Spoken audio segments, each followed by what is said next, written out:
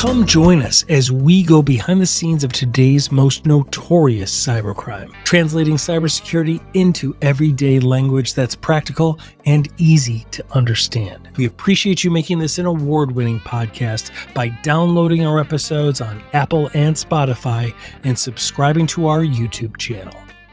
This is Cybercrime Junkies, and now the show.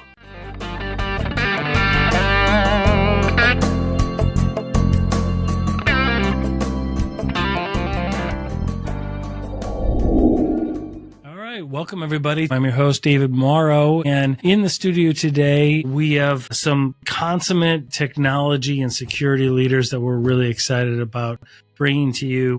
We have Scott Logan, and I'll have Scott introduce himself, and we have Jesse, who runs our entire operations. We're very excited to have you as well, Jesse. And then also joining us is Bruce, is one of our client success managers, really the voice of the customer in the SMB space. Today, we're going to be talking about the integral operations of a network operations center and a security operations center, how they're similar, how they're different, what they are, and why, and why businesses need them and use them on a regular basis, and then kind of what it means for leadership in small business.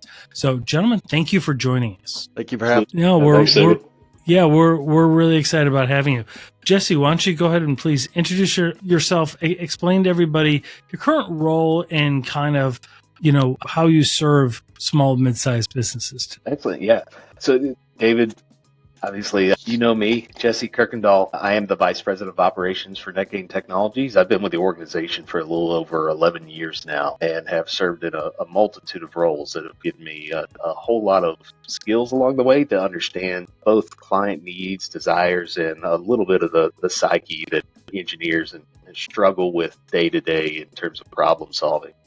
My role really at a high level is defining the strategic direction for our security, our managed services, and our project services, along with the directors that serve in each of those individual sectors. Our approach for our clients has always been, at least from my viewpoint, understanding their business first, to understand why they exist as an organization, how they serve their own client base, and then how can we make technology more intentional and useful for them in how they drive their day-to-day business. If it's not serving a purpose or mitigating risk, it's just waste and overhead. So we always want technology to be useful and intentional in how it's helping them. Excellent. Yeah, that is you said that perfectly. I mean, that's exactly the mission behind everything that we do. Scott, please introduce yourself. Tell us your role and how you serve organizations today. Awesome. Thank you, David. My name is Scott Logan. I'm the Director of Security for NetGain Technologies. So what does that mean to be a Director of Security? That means I have to provide security services for NetGain as an MSP. Our responsibility to keep the client safe that we support in a managed service offering is very important, not only to each client, but also to our company. Once again, as an MSP, our compliance requirements, our abilities to keep our clients safe. And then we also provide MSSP services directly to clients, security services, security provisioning, how their security is orchestrated, how their compliance needs to be aligned, and we provide security tools to help them achieve that. Excellent. Bruce, introduce yourself, my friend. Well, hey, David.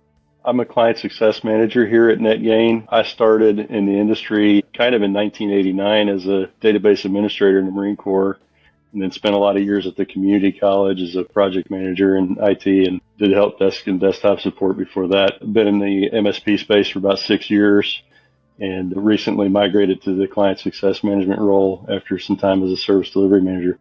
So for me, it's how do we understand what the technology does for the client. Their job isn't necessarily technology. So for us to understand what the SMB's core competencies and businesses are and how our tool set, which is technology, helps them, and when they need to grab it off the shelf and use it, that it's ready to go.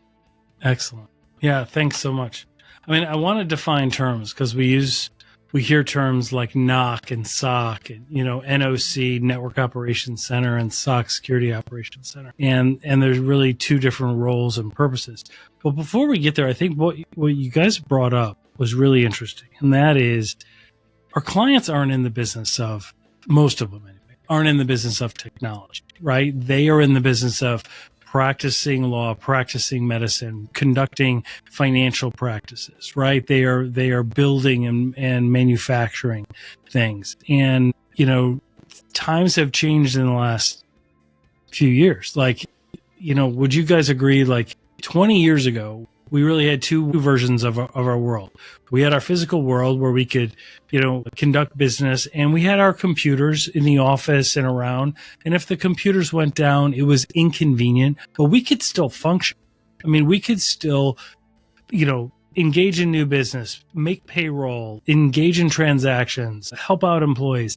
But today it seems so many organizations have gone through digital transformation and everything is either online or in a device somewhere, so that when things go down, whether it's from a cyber attack or from an outage or from a malfunction in the operations of a system, organizations really, really suffer more than ever. Is that what you guys are seeing as well? Yeah, absolutely. And because of that shift from analog to digital, I think the ability to fail over, let's say, to something that's physical, whether that's taking orders, medical records, whatever else, it becomes a lot more clunky. And so, of course, the need for high availability for systems that can integrate and sustain those types of risk, whether that's, so we have a power outage, like you said, some sort of security risk, the ability to maintain and have as little interruption as possible, both for the sake of your employees as well as your client base, just becomes more and more important.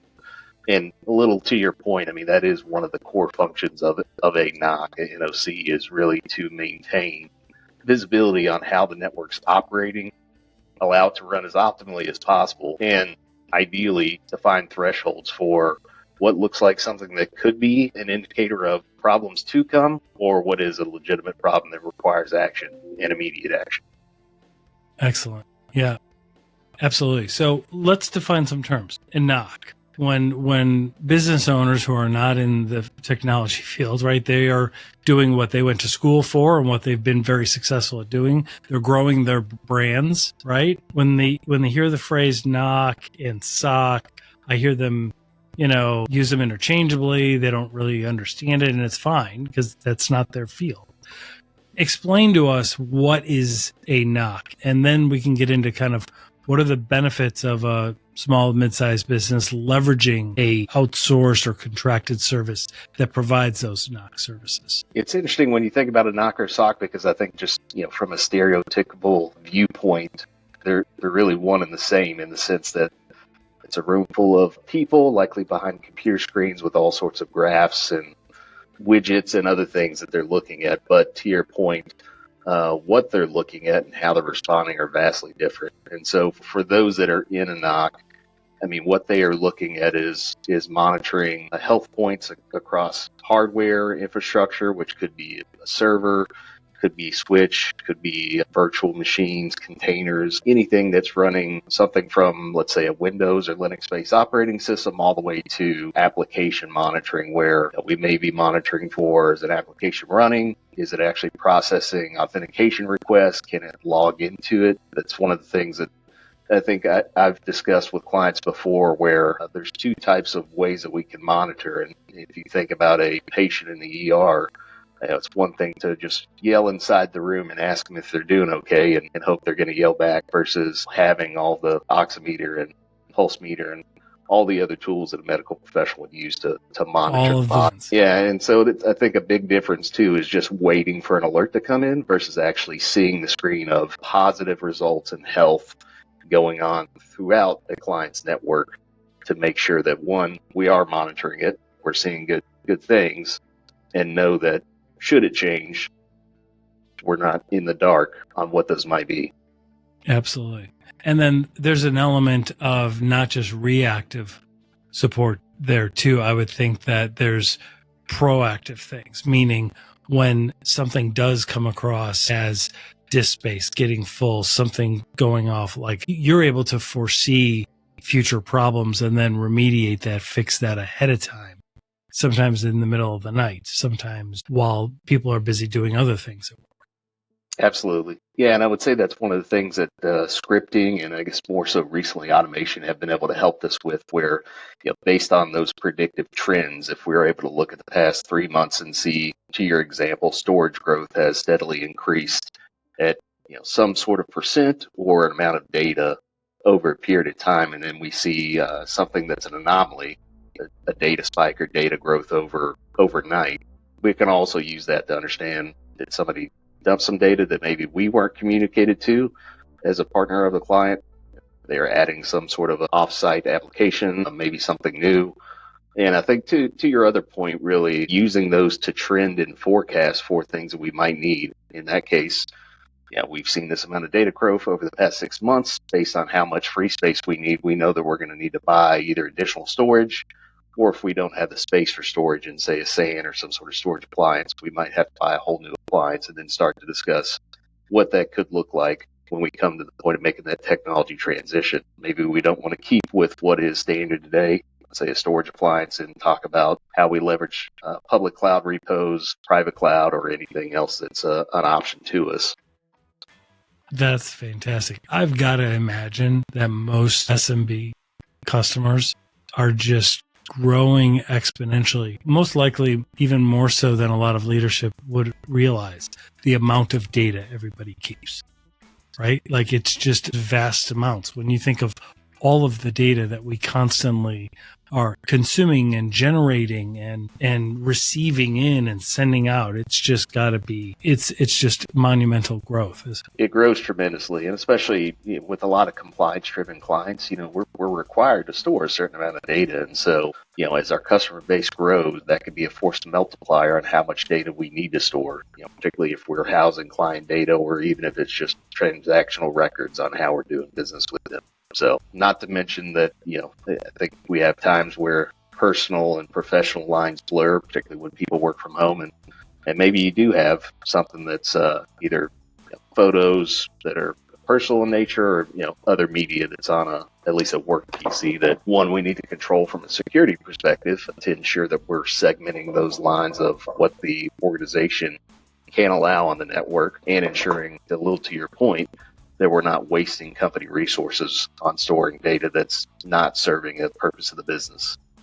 Absolutely. That network operations center monitoring, management, remediation, that goes on 24/7, because technology really, like the business may have open hours and closed hours and things like that, but their servers, their public facing information, all of that goes on 24/7, 365, doesn't it? It has to, yeah, because unfortunately, it seems that the problems are always going to happen when you're not looking. Right. The expression "a watch pot never boils." That's one of the reasons why we ourselves started, at least staying open on Christmas and other holidays, where we don't want to walk in and find that the pot's boiled over, and I know our clients certainly don't either. So again, that's an area where automation always helps. We can take some action that we know is commonplace for, with the disk space analogy. Let's purge Windows updates that are no longer needed, clear out temp files, recycle bin. And so some of that can help, particularly at times where you're not staring directly at the... Yep. That's excellent. And now, mentioning the things that happen when people are least likely, I mean, that's a good segue over to the Security Operations Center, because breaches tend to happen on 4th of July and Christmas holidays and, various Memorial Day weekends. It's like the threat actors know when people are not or least expecting it, or at least aren't, right? That's a natural play, right? The threat actors want to take advantage of systems when they're least monitored, least approached, IT's not in-house or not available. They want to take advantages of those lacks, those gaps, and try to be able to execute some level of interaction within those platforms. Security Operations Center has to be on scale 24/7, 365 as well, because they never sleep. And the sun goes around the world. We don't know what time frame the attackers are coming from, so we have to be ready to be able to react to those threats. Well, that's a good point. Bruce and I talk about this all the time, and that is what a lot of people don't realize is when you get online, like they might be physically in Lexington, Kentucky, or they might be physically an hour outside of Wichita, and they are physically safe. They feel safe. They're in familiar environments. They know the people around them. But when they get online, they enter a global world, right? That doesn't have boundaries. They're not all from the Midwest. They're not all American, right? Like, we're entering their world, and there are, people for whatever reason that want to target people, right? And it's not even necessarily the individual small business that they even want to target, but it could be a whole host of reasons, right? It could be they do business with a bigger target and they want to use you to leverage to get over there, or you get swept up in some larger campaign that they're doing for extortion or ransomware or something like that. And your IP or your vulnerability just happens to be on some list that is sold on the dark web. Most attacks are not targeted. They're random, right? Yeah. They're just throwing spiders out there, and whoever answers the call gets the threat. So they're rarely targeted. I'm not saying there's not targeted attacks. There certainly are.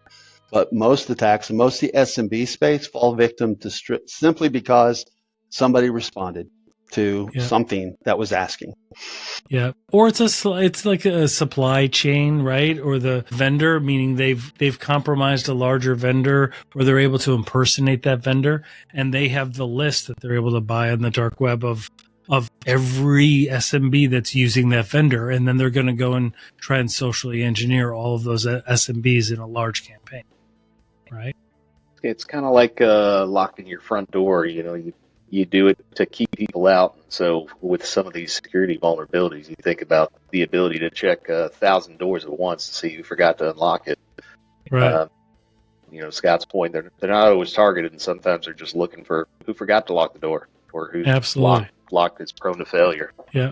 Well, given that both of them operate 24/7, 365, and they have these highly skilled engineers operating in those systems, that to me is an obvious reason why most SMBs will outsource that. Because as a business owner, you've got an option of build or buy, right? And to build your own, enterprise of technology when that's not what your business is. Your business is building widgets, practicing medicine, right? And you want to focus on that. It really does make sense to leverage that scale and that expertise of MSPs and MSSPs like NetGain and others, right? Absolutely. Operating a SOC requires security professionals that are not just readily available. Shortage, in fact. Absolutely. Right. If you're operating out of Knoxville, Tennessee, Cincinnati, Ohio, you may be able to find resources of that caliber to be able to utilize. If you're operating out of Southwest City, Missouri, they're hard to find. You're not going to be able to just round them up anytime you can get one. So operating and utilizing companies like NetGain that can provide those services is really something that a business needs to leverage, if not for their compliance, simply from their operational requirements. Absolutely. And I would say the same or similar to a large degree for network operations center services, because it's still a time-consuming, expensive task to build internally your entire network team and all of that. Like, how are you going to, as a business owner, how are you going to know how to manage that, right? And why would you want to, right? You want to focus on what you went to school for and what you are trying to build your organization's brand into. I want it to be a distraction from growth of your business. Right. One, and to Scott's point, particularly for security, but certainly for NOC, when disaster strikes, you don't want somebody that doesn't know exactly what needs to happen, and particularly somebody that has, a wealth of experience from seeing in such a variety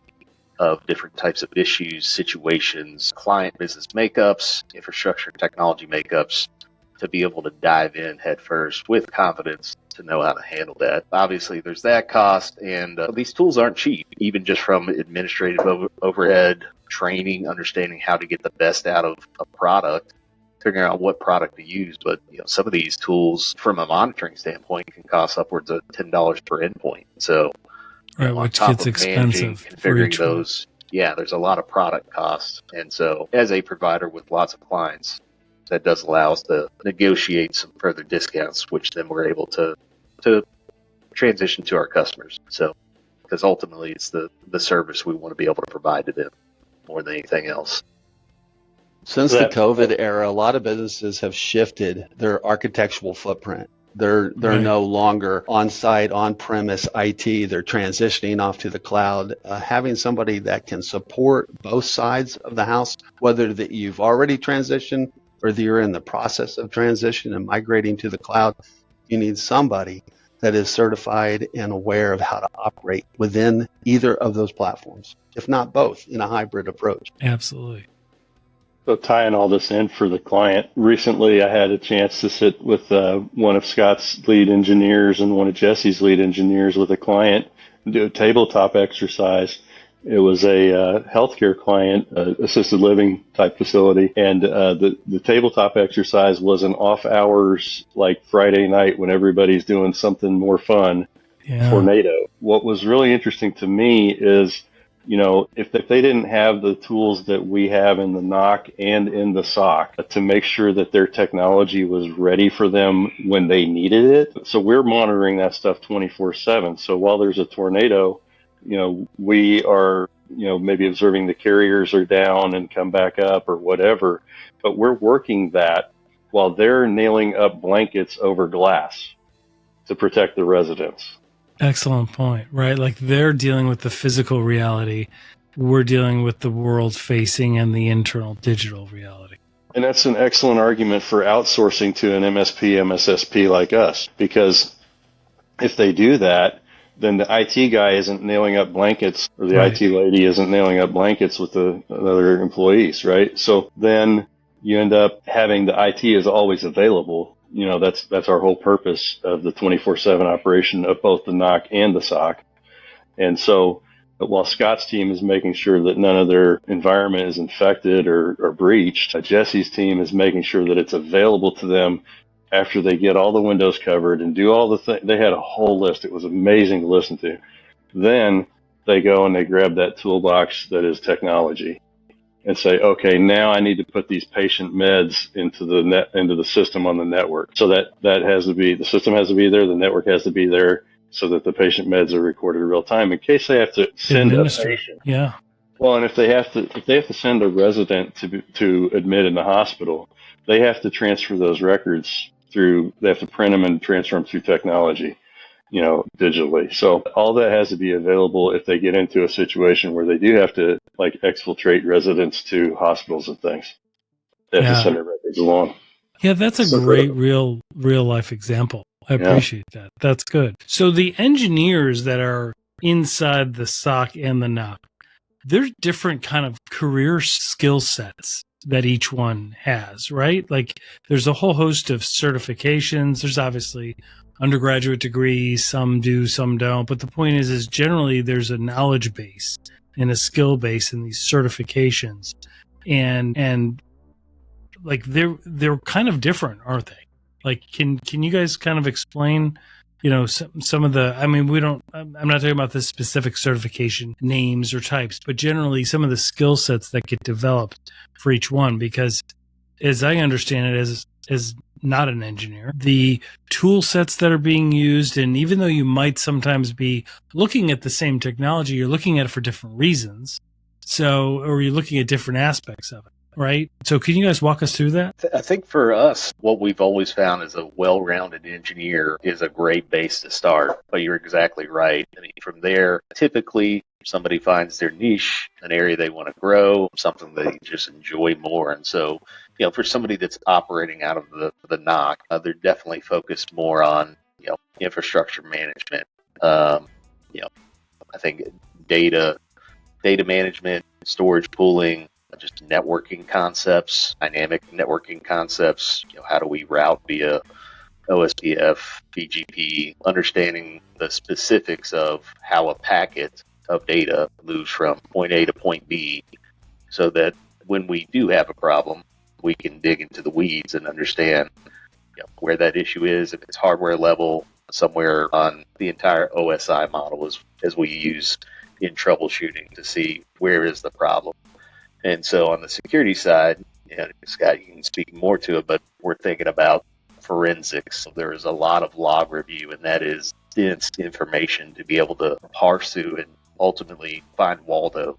so to speak. I think being able to develop an eye for that, it takes years to be able to understand, one, vendor-specific information, tools that maybe we're using to aggregate those logs, and then constant refinement of what we expect to see. Because the other side of that coin is we don't want to be alerted just when we burn a little bit of bacon in the oven. So those false positives can be noise that actually distract us from real problems, particularly from the SOC sides.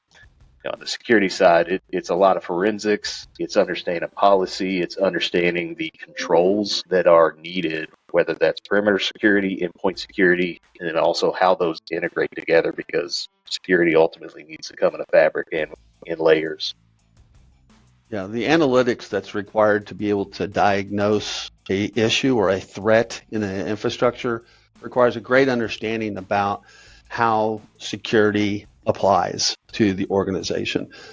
Jesse made the point earlier about a patient in the hospital, how, the NOC is looking at its heartbeat. He's looking at its blood pressure. He's looking at key points of keeping that patient alive. Security is more about why that patient has a fever or why the pain is occurring here. It's more diagnosis of it than it is the actual issue itself. And security is a interesting platform in that effort, and I think that's why it's really drawn a great deal of interest in college studies towards security. Is because of the detail of forensics, the detail of defining, capturing the flag, if you will, of a threat. That is a challenge and a lot of fun for those that are working in that platform. Try to make that diagnosis and make that understanding of why that patient has a fever. It's kind of interesting. Yeah, absolutely. I mean, to me, it's always that threat hunting for anomalies, right? Like, I always think of, there are things that otherwise are innocent, like behavior that otherwise are innocent.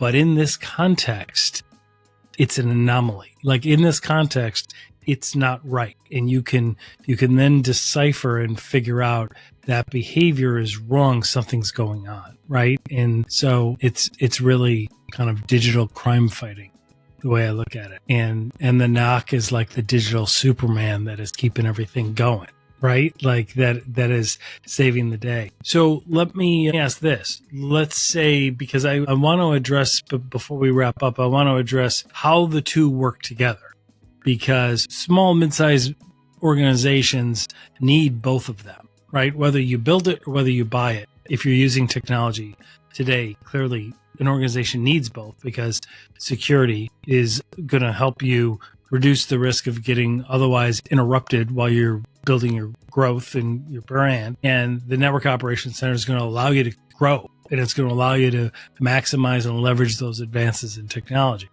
Walk us through how you guys work together. In my mind, I always think of, should there be bad behavior found, right? Exfiltrated data, an anomaly, somebody's moving laterally from one account to another. They're moving, they're trying to escalate privileges and get up so that way they could ultimately launch a ransomware attack on everything, something like that. But then you need to go back to the NOC, right, to actually take the action sometimes. I mean, there are certain security tools that will take the action, but it depends on what it is, clearly. But they both work hand in hand together. In most cases, right? Yeah. And so in most security definitions of threat, it usually is corresponding to either a vulnerability that already exists within it or an active threat that's currently happening on it.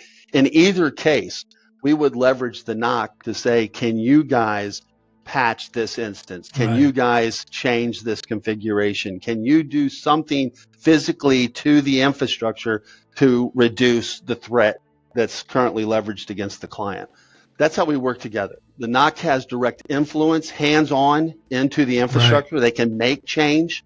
Security is more about the analytics of what's happening within the infrastructure from a security perspective, from a threat perspective, and we leverage the NOC. Once again, there are hands-on to the infrastructure. Right. Yeah, I mean, those two have to marry well. And I think to Scott's point, or your example, in those situations, there has to be conversation about what we're seeing. Let's say that there is something that's on the network traversing, moving laterally. It's hey, what IP space or area is that moving in the network? Can we isolate it to that, shut down a particular area so that it can't go further, or maybe infect our more critical assets, assuming we don't already have controls in place limiting that. And then from the security side, it's what are we seeing? What indicators of compromise are there that maybe give us an answer, at least a pointer to where this even got to the network to start with. Maybe that's patient zero. Maybe that was vulnerability on a particular perimeter endpoint. Maybe it was a threat actor that somehow got something inside the network. And so part of that is identification from the SOC side, and I think mitigation, or I guess it's really control to limit how far something could continue to move, ultimately trying to lock it in the bathroom so it's stuck there until we can finally purge it. Exactly. The NOC is making us aware of something, maybe the network traffic has diminished or the circuit is no longer performing at the level that it used to perform at. They could leverage the security team to say, why? What is happening at the firewall that is causing this? Where is it coming from? Where is it going to? And we can give that information. But we may not have initially found that unless the NOC told us that, hey, we're seeing a diminished performance measurement within their network. Can you tell us why? And that's how we can marry together. So not only are we telling them information where they can put their hands on and correct it, but they can also leverage us to say, why? Why is this happening on the network? Well, and that gets to your point, Jesse, about the importance of having a well-rounded network operations center engineer, right? Because they're also thinking about potential security. They're thinking about all of the things, and they realize somebody needs to look at this. They communicate with the SOC, right? Because they have that sense of, we need to understand a little bit more here, right? As opposed to something more innocuous. And their experience and their training will give them that. Something that all of these tools provide, all these tools that these engineers in both of these teams are using, they also provide reporting, those tools do, those monitoring tools. And then that's something that we can present to the client from our team to show them the work that's being done to safeguard their network, their servers, their computers, their users, and also to ensure that they have their working toolbox to do whatever it is that they do. But that reporting can be invaluable. Some of it's required by their compliancy, and we meet those needs for them and everything because we're a SOC 2 shop and all of that. We also, one of the things that I was going to say earlier is it's amazing to me to watch these two teams when we get that panic phone call from an SMB that isn't a client and says, hey, all of the files on my desktop are a blank little white icon that I don't know what it is, and I can't open anything. And they want you to download a Tox channel and negotiate with a ransomware gang that's very good at their job. Right. That's not fun. So we actually get clients out of that process, a few of them. So they'll reach out because they've got behavior that they can identify as not right. And then to watch Scott and Jesse's teams, work that either on a for hire basis or turn around and onboard them as a client, right? And our onboarding process puts all these tools in place for these two sets of engineers to use to make sure the client's environment is safeguarded and available to them. Because that's what it's really about, right? Is availability of the environment. If I'm a car dealership, I care about talking to a person who might buy a car. And everything else I do is to get that signature on that car, right? And so the computer is just something they use to get to their software as a service or whatever it is that they're using, and it has to be available. And the role, I know that we're wrapping up and we're winding down, but the role that you mentioned about translating what these two entities do for an organization in that client success role is really important, right? Because the businesses don't care necessarily what the NOC does or what the SOC does. They care about what impact it has on them. They care about what they care about, right? And they care about the business that they're growing and the mitigating the risks that they have and understanding them, right? And the way that NetGain and all of your roles are in the translating of that into the business impact, it's absolutely outstanding. Like, it's really, really impactful. Like, it's not about the bits and bytes, but it's about what does this mean in reality for us? right? To go back to Jesse's analogy of the patient in the hospital, the medical team has taken these diagnostics and has a chart of these diagnostics, and Scott's team has done the research to find out what's caused the ailment. And then what we do in our team is we can present that to the client on a periodic business review and say, hey, these are the things that are going on in your environment. These are the things that we suggest your lead engineers have looked into, and we think you need, whether it's computers or hardware that's going end of life and you need to replace it because it's going to become vulnerable in Scott's world because it can't be patched anymore, or maybe it's you don't have the right network, and Jesse's team has identified a way to make your network behave better for you. And right. We can suggest some things to help you implement with our project team. So, well, fantastic. Well, I want to thank everybody for attending. Guys, thank you so much for the insight. And I hope that the listeners and the viewers understand a little better now the difference between the SOC and the NOC and how they both interrelate and the benefits to engaging in these services to help organizations grow and grow without interruption, because that's really our whole goal. So thank you, everybody. And we'll see you, everybody, again soon. Thanks. Well, that wraps this up. Thank you for joining us. We hope you enjoyed our episode. The next one is coming right up. We appreciate you making this an award-winning podcast and downloading on Apple and Spotify and subscribing to our YouTube channel. This is Cybercrime Junkies, and we thank you for watching.